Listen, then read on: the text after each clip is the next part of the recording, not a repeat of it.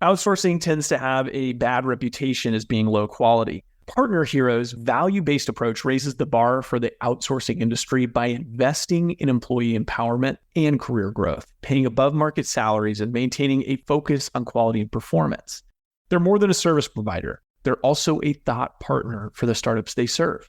It's simple. Brands that care about quality customer experience choose Partner Hero. They offer flexible terms and the ability to scale quickly, perfect for startups, with quality assurance baked into every program and offices around the world. So Partner Hero can provide truly global coverage. Outsourcing has long been available mainly to big businesses, but Partner Hero is challenging business as usual by bringing the benefits of outsourcing to businesses of all sizes with short, flexible contracts and fast ramp-up times. 10 years ago, when we were launching the Action Catalyst, we could have used a few extra hands to help us scale quickly, even if it was just for a short while. You can bet that with their expertise, fast onboarding, and core focus on quality, Partner Hero would have had our attention. If you're ready to bring in outside customer support help for your startup that feels like it's a part of an existing team, check out Partner Hero. Head over to partnerhero.com/Action Catalyst to book a free consultation with our solutions team. Mention you heard about Partner Hero from the Action Catalyst, and they'll even waive the setup fee. Now, on to the show.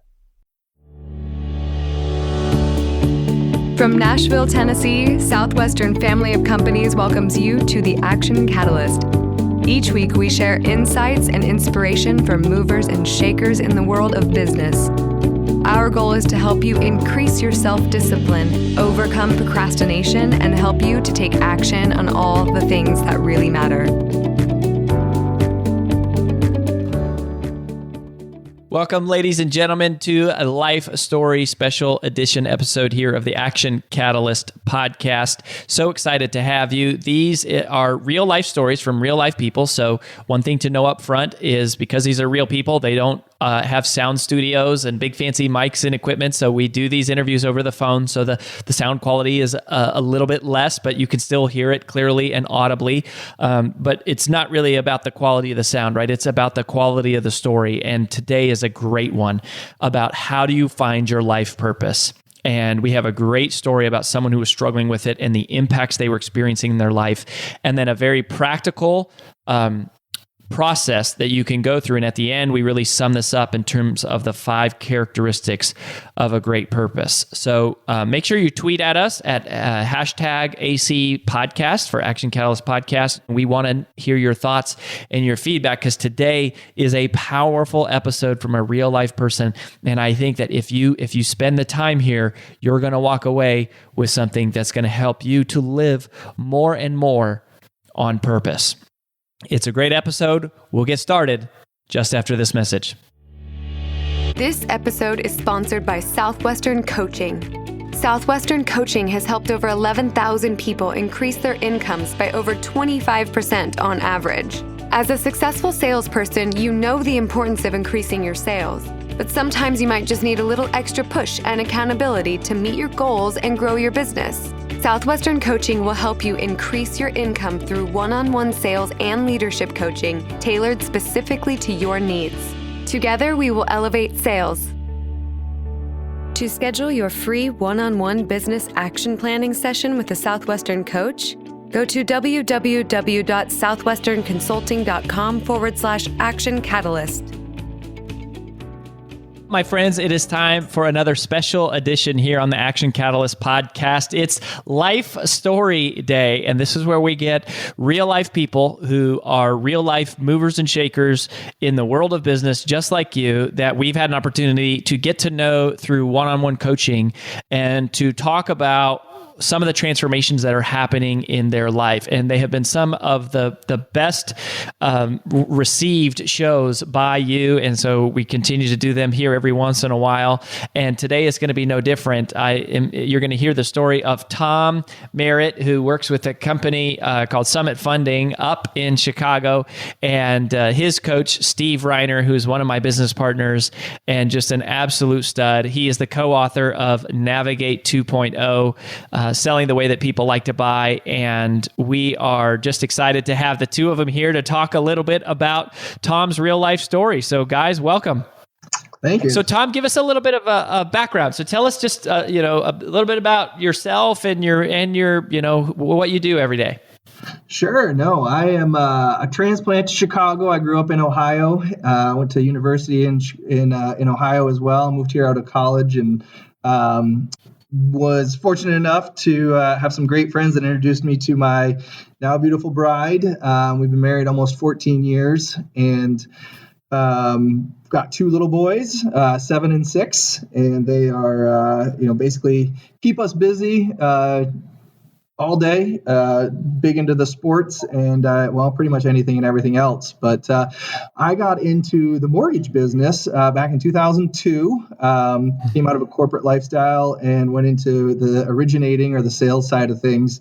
And, kind of experienced what anybody and everybody would experience as a brand new salesperson learning an industry. And it took a little while to build, but I've been fortunate enough through, networks and a little bit of drive and, good people to be able to continue to exceed and grow year over year. And got to the point where I eventually hired a team and was able to kind of leverage a little bit through that team to the point where about almost 3.5 years ago, opened my own branch.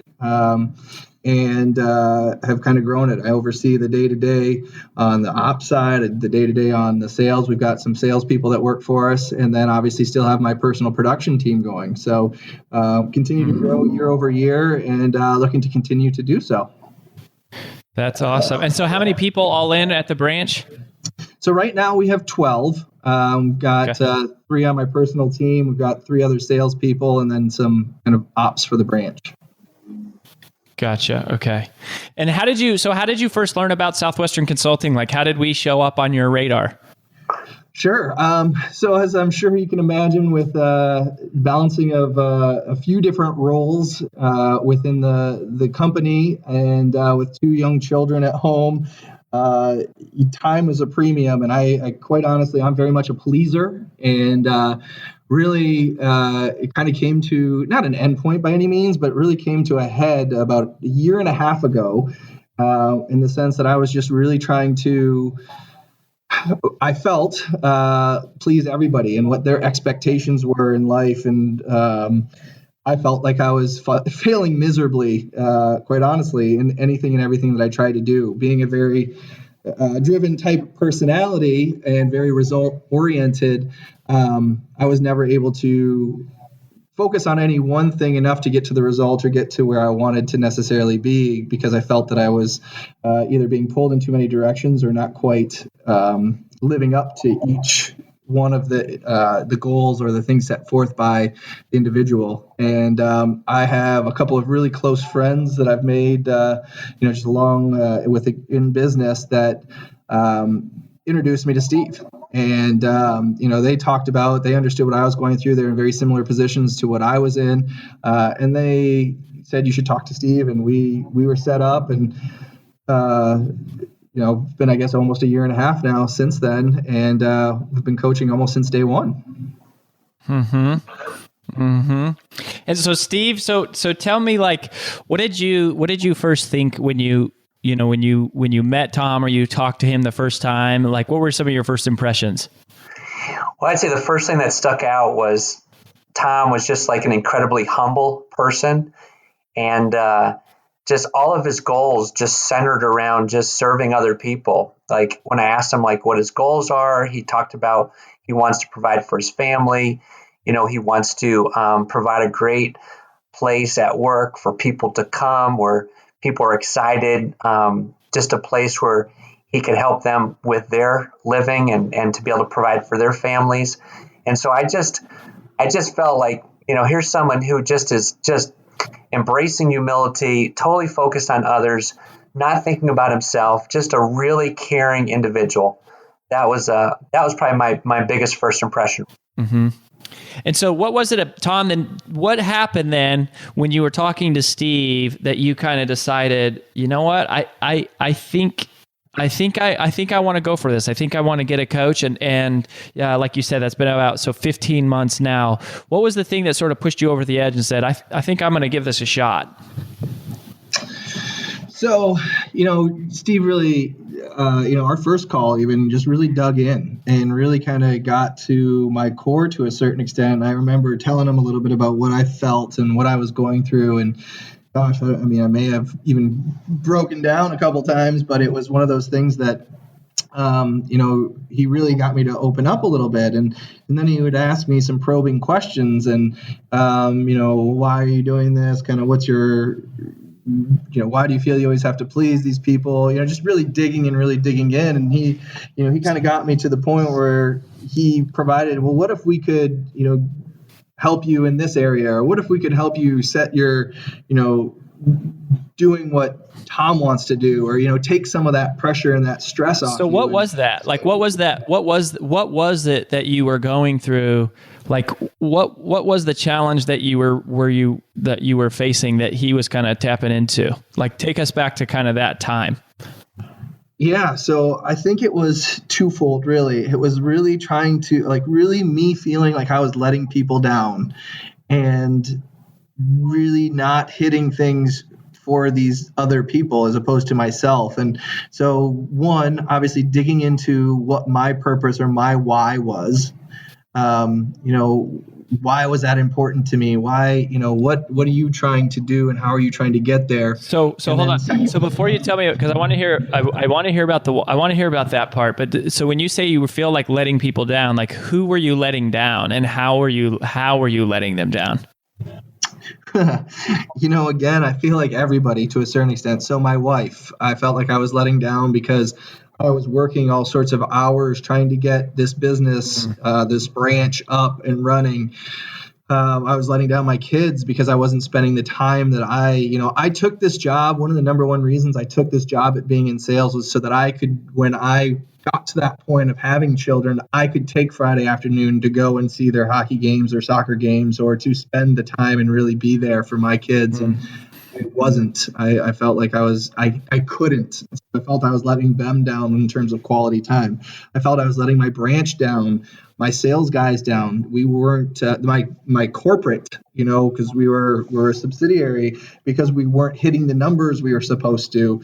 Our turn times weren't where they. So literally, almost every single person in my life that meant something, I felt as though I was letting down in one way or another because I wasn't hitting some type of thing that they had expectations or goals set for me. And so how were you feeling then in those days? Like what were some of the thoughts that you were having or going through? Like when you realized, hey, I'm not spending time at home I'm not with the kids. I don't feel like I'm supporting my team. Was it kind of like pressure that you were feeling or guilt or like sadness? What was going on? All of the above. Quite honestly, I felt just enormous pressure. I felt whether it be helplessness or hopelessness, I almost want to say depression. Like I couldn't, no matter what I did, wasn't good enough. And didn't matter how hard I worked, I could work really hard in one area and yes, it would get better, but it would almost take away from other areas that or at least I would feel that or perceive that. And so it was just really overwhelming. And to a certain extent, I felt like I was at a breaking point, and not that I know what that meant, but is that quitting the business, or is it giving up the branch, or is it, just going off on my own with my team and just doing personal production instead of trying to run the branch, because I was really at a loss. I didn't know what to do. It was just really frustrating and sad, helpless, angry, frustrated, kind of all those types of names or words. Mm-hmm. And so, Steve, did you notice that right away? Yeah, I just noticed that he just really wanted to please so badly that he could never do enough, and it just seemed like he was working for all these other people, but he didn't really have like a purpose that really drove him. It was really just trying to please everybody else. Mm-hmm.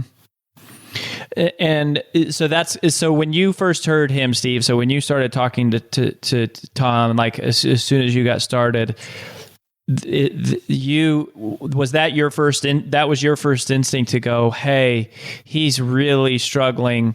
he's in terms of a lack of purpose, in terms of he doesn't have clarity about what is really important to him. Is that kind of what you saw?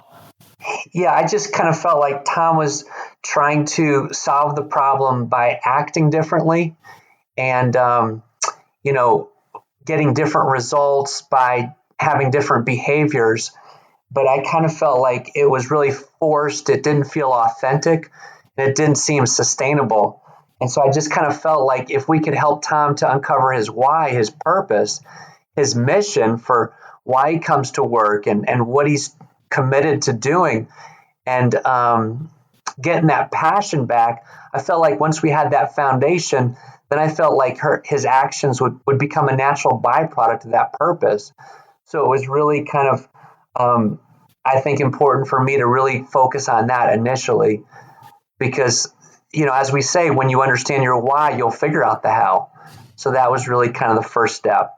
Okay, Steve. So there you are. So you're listening to Tom, and you have this sort of insight, and you go, you know what? This doesn't sound like somebody who's struggling with their behavior so much as they're struggling with who they're being. They're trying to find a purpose. And I wanted to ask you about that because I know you're like, on our team, you're like the go-to guy on purpose and vision but I think people struggle with purpose because I think they don't know what is purpose. How do you find one? Do you need one? Like, what does that really mean? And so can you kind of unpack that for us? Like, what really is purpose? Yeah, I mean, if you think about it this way, your purpose is your mission for how you want to invest your life. It's the cause. It's why you get out of bed in the morning and do the things that you do. And see, the reason why this is so important is because if you don't have a purpose that's guiding you, then you're going to just focus on getting certain results and doing certain activities. And you're going to feel like you're in a treadmill. And when you hit the wall, you're just going to get stuck there. However, when you've got a compelling purpose that's driving you, you're going to have tremendous energy. And you're going to be excited about going to work every day because you're working towards a purpose that's bigger than yourself. So that way, when you hit the wall, you're going to figure out a way to get under, over, around, or right through it. And the reason why is because your purpose is bigger than the obstacle.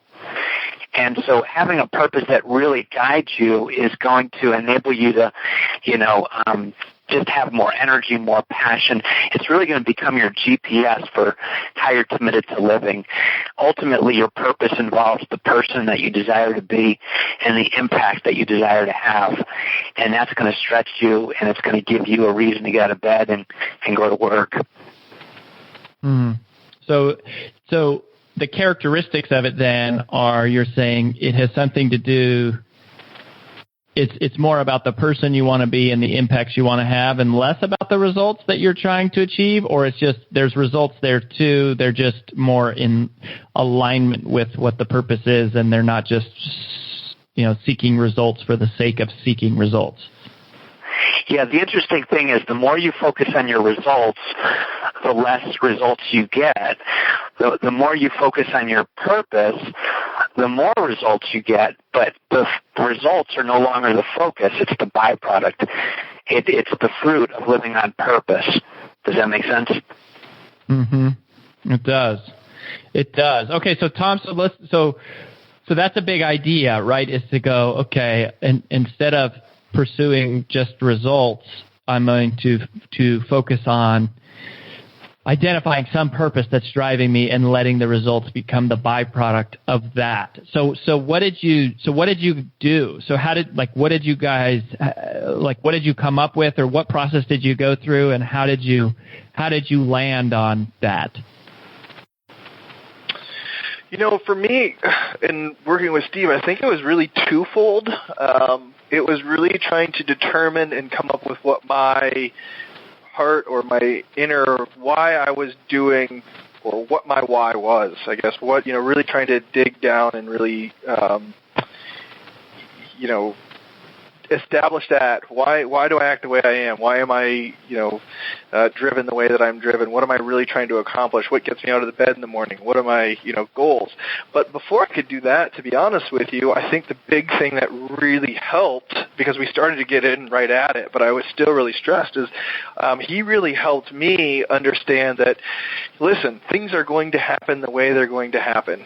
And it's not going to be the end of the world. And so really helping me, first and foremost, understand that, there is a higher power out there. There is a set path to a certain extent, and just have trust in that path. You got to keep your work, and you have to keep doing what you need to do, but don't get so stressed out on a day-to-day basis. As long as you're putting in that effort and you're putting in that work, it will get to where you need to be. And once I could get kind of relaxed to a certain extent with, listen, I'm not in control. I can't control the outcome necessarily. I can only put in the widgets or the work or whatever it is. Then I could truly kind of work on, why am I doing what I'm doing? And then we were able to, I think, have a little bit of a breakthrough, because I wasn't so concerned about all the outside noise and could focus more on what the inside and the passion and what was really driving me.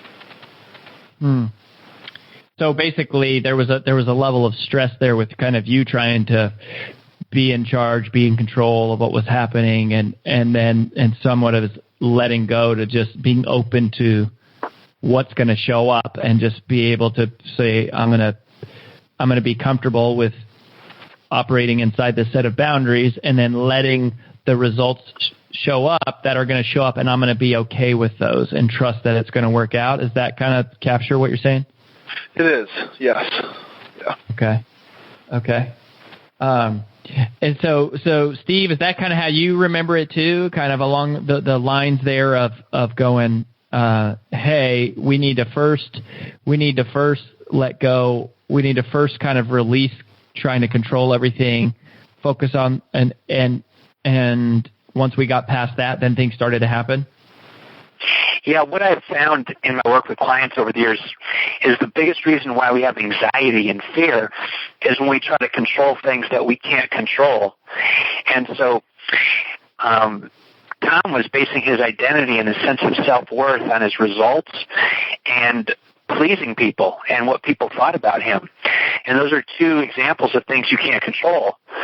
And so what we decided to go after is focus on what are the things that you can control. And one of the things that you can definitely control is your purpose, because it's no longer about you, it's about serving others. And because that's something that you can control, that's something that can give you more peace of mind and confidence. And so once we focused on that purpose, then it was like the results just kind of showed up. And it got Tom into more of that fearless, peaceful state, just knowing that he no longer should base his confidence on things he can't control, like his results and what people think about him, but really his confidence should come from what he can control, which is all about living out of his purpose and his attitude and his effort. Mm-hmm. And so, Tom, was it an immediate difference? Like, as soon as you, like, what did you, like, speaking very specifically, was your purpose like a statement? Was it a paragraph? Like, was it a sentence, or what was it? Well, it didn't happen immediately. It took me some time, and we had to revisit, because we tried to dig in right away, but for me, I couldn't get past the just letting things go type thing. So we really worked on that for a little bit and kind of dug into it. But once we did get to the point, okay, I've taken a deep breath. I'm at peace with where things go. I know it'll work out. Then we kind of dug into it, and whether it was through, why are you doing what you're doing? What drives you? What is really the big, driver behind things? It actually kind of came fairly easy, and it wasn't a big long paragraph. It was more of just a sentence, and it's pretty crisp and complete for me. Once all the dust settled at the end of the day. And so how does that show up in your life? Like that sentence as an example, like how do you refer to it? How often do you refer to it? When do you refer to it? Like what is the execution of that, or the application of that look like? It services itself every day in anything and everything that I do. It's one of those things that I refer back to, whether it's in talking with clients, whether it's when I get up in the morning and just think about what I have ahead. It shows up in, just whether it be day to day or even specific instances. And, what it is, it's to equip people with the confidence, resources, and support to transform their goals into reality. And it really applies, whether it be in helping my boys at school, helping my boys in sports and playing with them, helping my clients achieve home ownership, helping my realtors, build their business or grow, coaching my salespeople and helping them reach new levels. I mean, that is what drives me, and that is what essentially, gets me out of bed every day. And I can apply that to anything and everything that I do on a day-to-day basis. Mm-hmm. And so, Steve, talk to us a little bit about the process of coming to that sentence.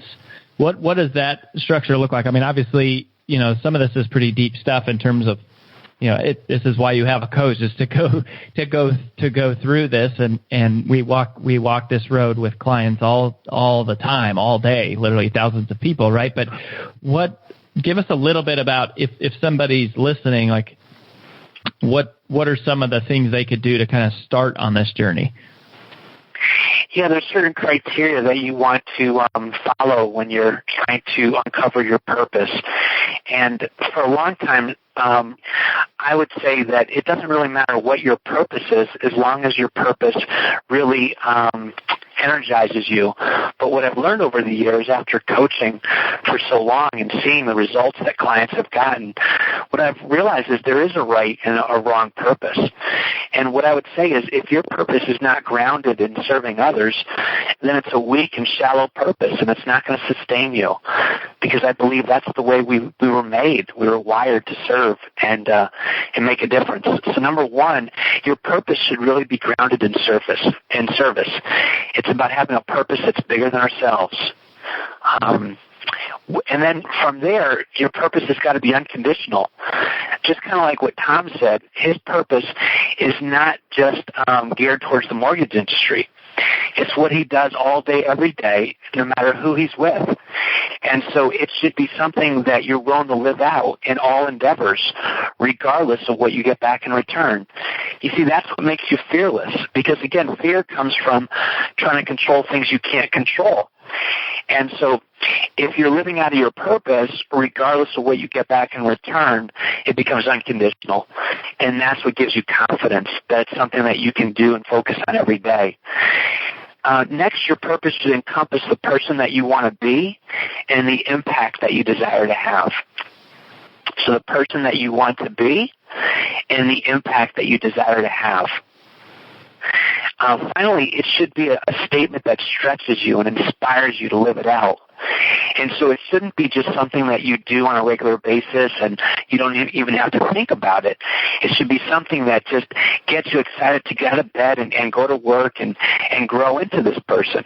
So it should stretch you and inspire you every day. Every word should inspire you to work towards this purpose. And finally, your purpose statement should encompass your new definition of success. It should become your new definition of success and something that you can actually control. And again, while you can't control the results, you can always control the effort. And so that becomes the acid test on whether or not you were successful. Was I on purpose today? And so throughout the day, you want to remind yourself to make sure all of your decisions, all of your thoughts, all your actions are in alignment with your purpose. And when they are, that's when you experience the greatest joy, the greatest peace of mind, and the greatest success, because you are truly experiencing peace of mind when you're living on purpose. Does that help? Wow. Yeah, that is good. That's a fabulous little list there. Okay, Tom. So you mentioned a couple times in this, in the course of this conversation about people pleasing, and you have, this has come up in terms of how do like this impact or this stress or this anxiety that you're experiencing from trying to live up to other people's expectations versus what it sounds like the journey that you and Steve have come on is about finding a purpose that's powerful and important to you and then living towards that. So did they happen sort of simultaneously? Like, did the desire or the need to people please, did that sort of disappear as you clarified your purpose, or did you have to let go of that first and then you were able to move into this? Or just kind of tell us about that a little bit. Sure. No, I think it's one of those things that's always there. It's just a question of how I handle it. It's I don't know if someday it will completely disappear all in, or over the course of time it will. But it was more me just being able to take a step back and recognize and realize what I'm doing when I'm doing it. And I do find that it happens less and less, and so maybe it will disappear. But over the course of really establishing, one, the purpose, and then two, recognizing things are going to work out the way that they're supposed to, I can, focus on my purpose, and I can really just dwell on it. But again, in some stressful times and in situations, I do find myself slipping back into it, and it's just me being able to now create an awareness that I can pull myself back out or get back to focus on what my purpose is, or recognize that things are going to work out so that I don't get back into where I was, a year and a half ago, where I'm, stressed out and feeling despair to a certain extent. Uh-huh. And so having gone through this journey now and having clarity about that purpose and being focused on it every day and living in the direction of it, how big of a deal has that made to your life? Oh, it's huge. Again, not just personal, but professional. Not just professional, but personal. It's, really helped me to, one, not sweat the small stuff and really focus on the bigger vision and the purpose in terms of what we're trying to accomplish, which helps with developing and coaching salespeople, developing and coaching team members, parenting, relationships with my wife. I mean, it's all encompassing, and it's really provided a lot more satisfaction, less stress, and just overall more enjoyment. Again, it's not to say that it's all bliss all the time. I mean, there's definitely different instances where you still get frustrated or still get stressed and things of that nature, but being able to ground yourself or bring yourself back when you are in the moment or recognize it is huge. It's been great. Mm-hmm. So, Steve, let's flip roles for just a second. And I want to always hear, I'm always fascinated to hear about, what we as coaches learn from our clients. And I think it's fun. And it's one of the things I've always loved most about this business, even though we're quote unquote the consultants, how much it's like we're the ones that are learning all the time and basically just distilling that information down for people. But, when you think about your relationship here with Tom, the journey you guys have been on for now, well over a year, what's the number one thing that you've learned from him? Just what it means to just really have unconditional love. And what I mean by that is Tom is always thinking about the other person. He's not thinking about, what's in it for me and what can I get out of this and why should I go to this meeting. He's just always thinking about serving and making a difference and impacting others. And I just think it's just it's tremendous. It's really humility. And, I think a lot of people look down on humility as a sign of weakness, like a doormat to walk on. But the way I look at Tom, it's not about thinking less of yourself. It's just thinking about yourself less, if that makes sense. It's really his ability to subordinate his ego for the greater good of serving others. And so every time I get on the phone with Tom, that's what he brings to the table. Just how can I serve the team? How can I serve our clients? How can I serve our referral partners? And it's just such a inspiration to kind of, live up to that standard where you're just so others focused and not self-centered. I mean, that itself, I think, is just tremendous. Biggest thing I've learned from Tom. Mm-hmm. And then, Tom, what do you think, my friend, if somebody is out there listening right now and when you described your situation about how you were feeling, they kind of, like they said, "Oh my gosh, he's talking about me." Like, that's exactly how I feel, right? Like I'm completely overwhelmed. I'm stressed. I'm pulled in all these directions. I feel like I'm serving everybody as a master, and I'm not living up to meeting any of those expectations. Like, what advice or encouragement would you do? I mean, obviously, it sounds like your work with us and coaching with Steve has been powerful. And what else would you suggest for them? Yeah, I mean, first, I guess patience. It takes some time, but at the end of the day, just understand and recognize that it will all work itself out. What you really need to focus is on your, whether you want to call it your passion or your purpose. What are you trying to do, and where do you want to go? And everything else will take care of itself. And I know it sounds cliche and it's tough, but just it does.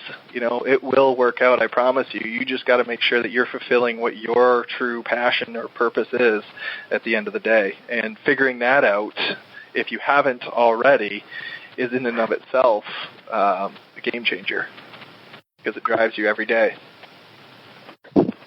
Well, guys, I really appreciate the time here, and this has been super helpful to just hear your story about how you've worked together. And I think there's lots of people out there that are wondering about the same thing, and how do they find more purpose in what they're doing every day. And I think this is not only encouraging but actionable in terms of what a purpose is and what it shouldn't be, and what are the things you need to look out for on the way. So thank you guys for doing the work that you're doing, because it's impacting now lots and lots of people.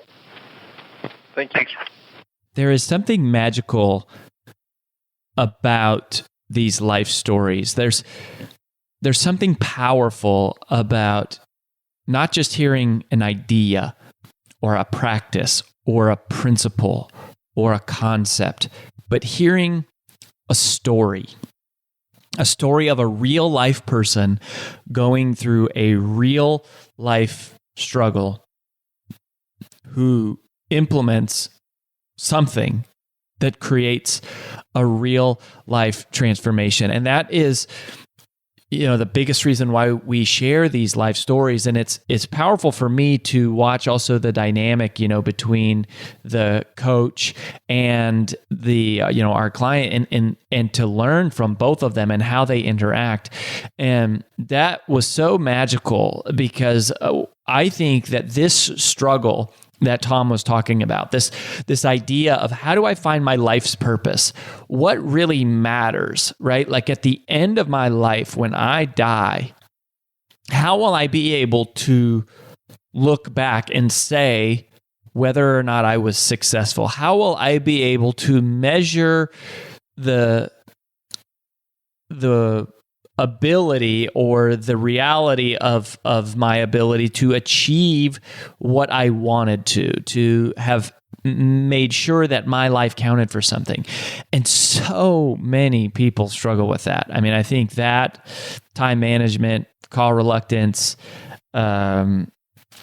those are probably the biggest things that people fear, which are, and they're all kind of connected, and they really are connected. And I think that this conversation about purpose is really important, because if you get the purpose right, then so many other things are going to become clear in terms of how you should use your time and what you should be doing, what you shouldn't be doing, the kind of way you should operate just in your personal life, professionally, what kind of money you need to accomplish your purpose, et cetera, et cetera. And Steve Reiner on our team, I mean, he's the master. Like, just internally, he was known as like the original pioneer of the purpose and helping clients, go through this process to discover it. And since, of course, we have rolled that out across our whole team and platform, because it is such a big need. But when Tom was telling his story, and then Steve chimed in, and then I went back and listened and was kind of putting this all together and thinking about how to frame it. The big light bulb moment for me was actually when Steve was talking about the characteristics of a great purpose. And he rattled off a few things.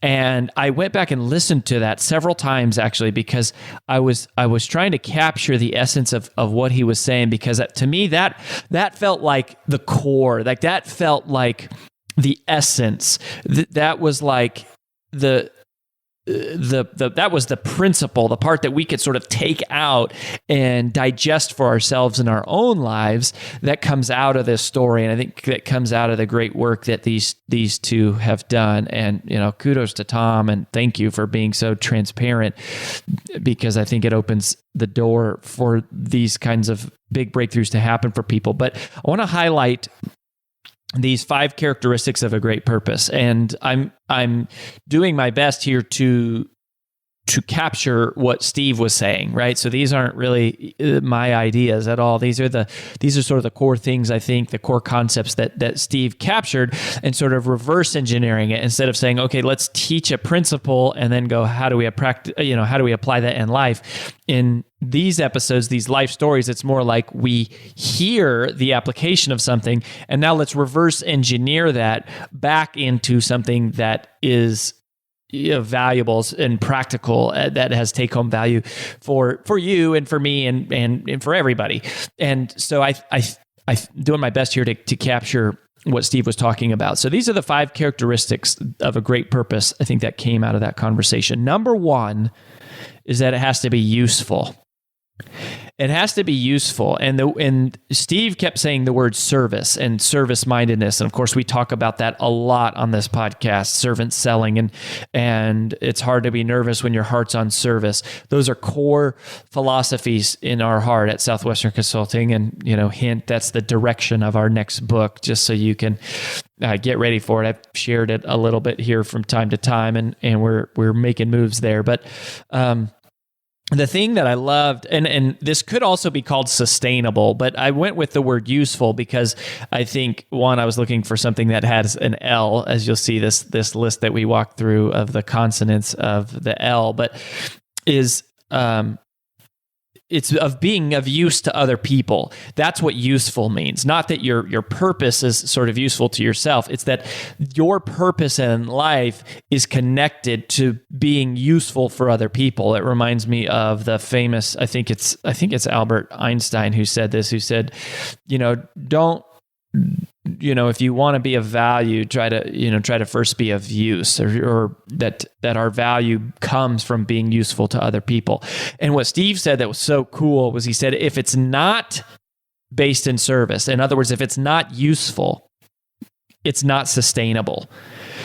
If your purpose is self-focused, if it's about achieving some accomplishment or some level of money or some result or some title or something like that, if it's sort of self-focused, then it's not sustainable, because the moment that you hit that, it disappears.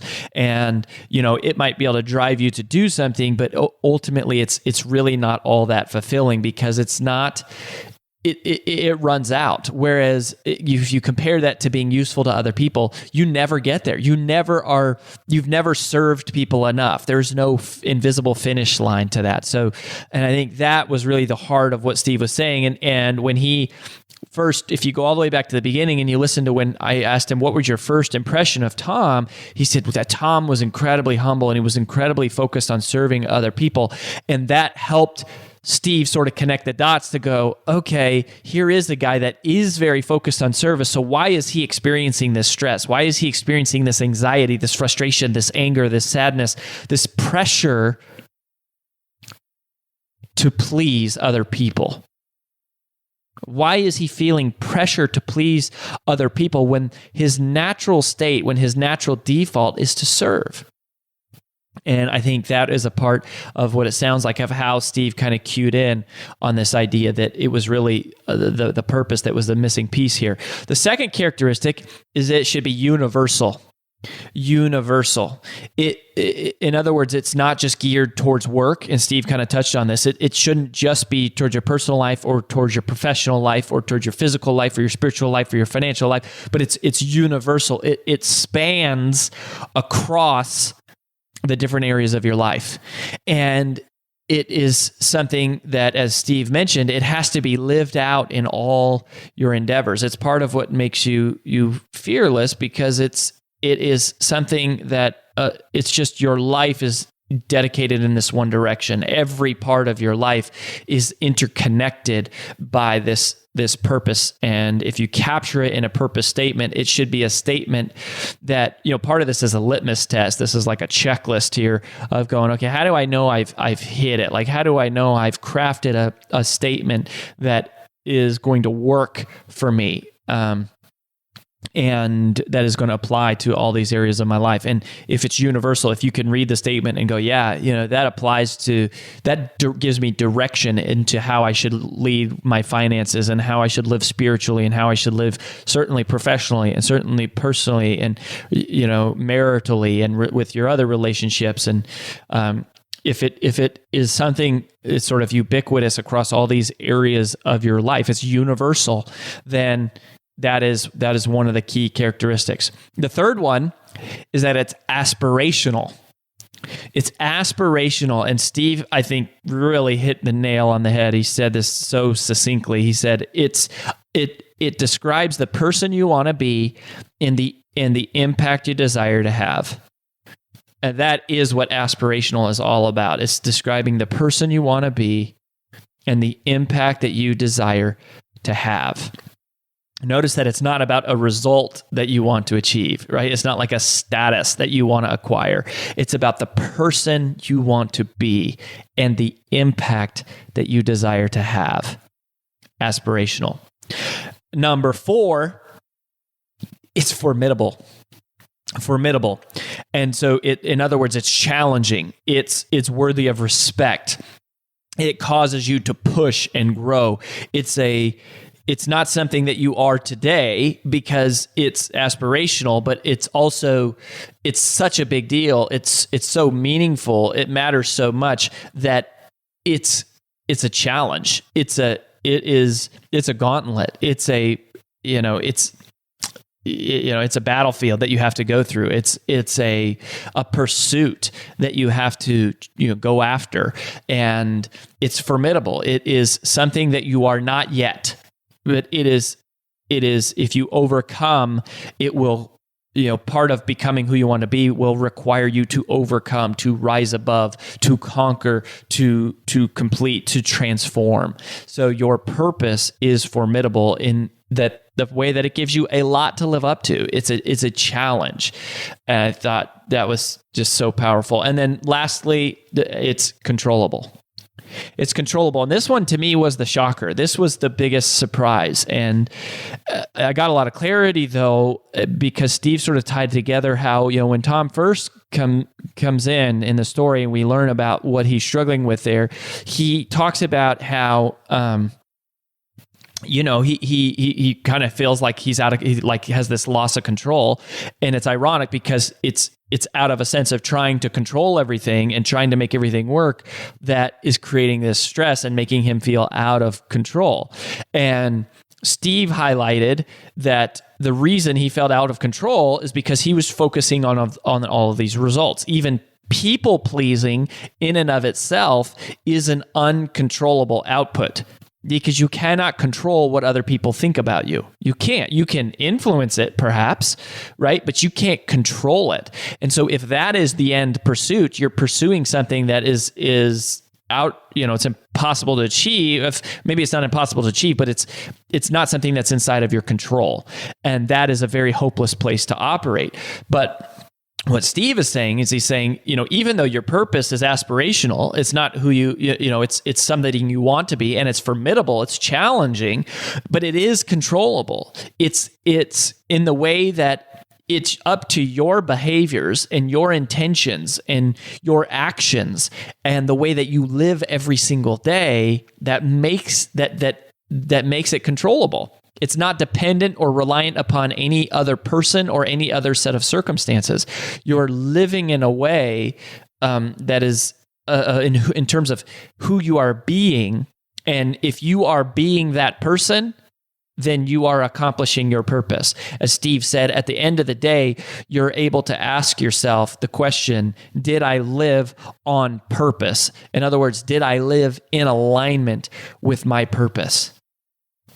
And that is tremendously powerful, right? So there you have the 5 characteristics of a great purpose: useful, universal, aspirational, formidable, and controllable.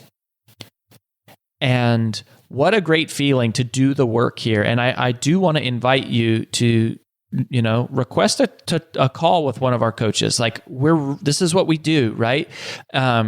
And I want to invite you to do that, because this is hard work, but it's important work. Because imagine if you had this. Imagine if you had crystal clear clarity about what the purpose of your life is, about how you're supposed to use your time. And every single day you could wake up on fire. Every single day you woke up with clarity and inspiration, because you would have control and you would know that this is who I'm supposed to be. This is how I'm supposed to live. This is what I am supposed to do. That is what it looks like to be on purpose. And if you figure out the why, you will figure out the how. And in the clarity of your purpose is the absence of your fear.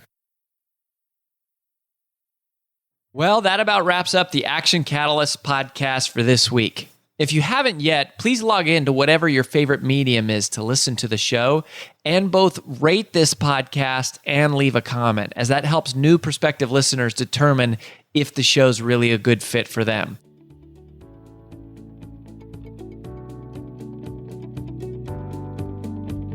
If you enjoy this podcast, please make sure to subscribe, leave a review, and screenshot this episode to share with your friends on social media.